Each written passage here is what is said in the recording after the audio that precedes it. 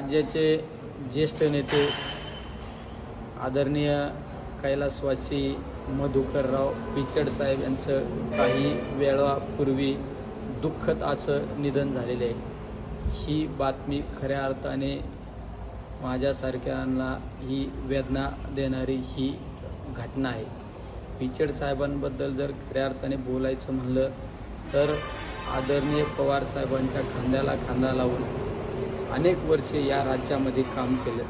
राष्ट्रवादी पक्षाच्या स्थापनेमध्ये आदरणीय पिचड साहेबांचा महत्त्वाची भूमिका राहिलेली आहे। राज्यामध्ये आदिवासी समाजासाठी अतिशय अग्रस्थानी भूमिका मांडणारं नेतृत्व म्हणून पिचड साहेबांकडे नेहमी पाहिलं जात होतं।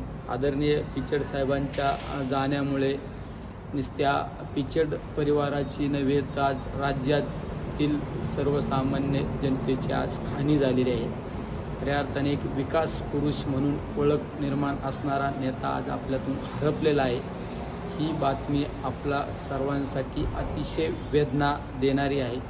तर मी माझ्या परिवाराच्या वतीने या दुःखामध्ये सहभागी असून मी परमेश्वराला प्रार्थना करतो की पिचड साहेबांना आपल्या चरणी जागा देऊ, त्यांना अनंतात विलीन करून घ्यावं ही या ठिकाणी प्रार्थना करतो। रामकृष्ण हरी।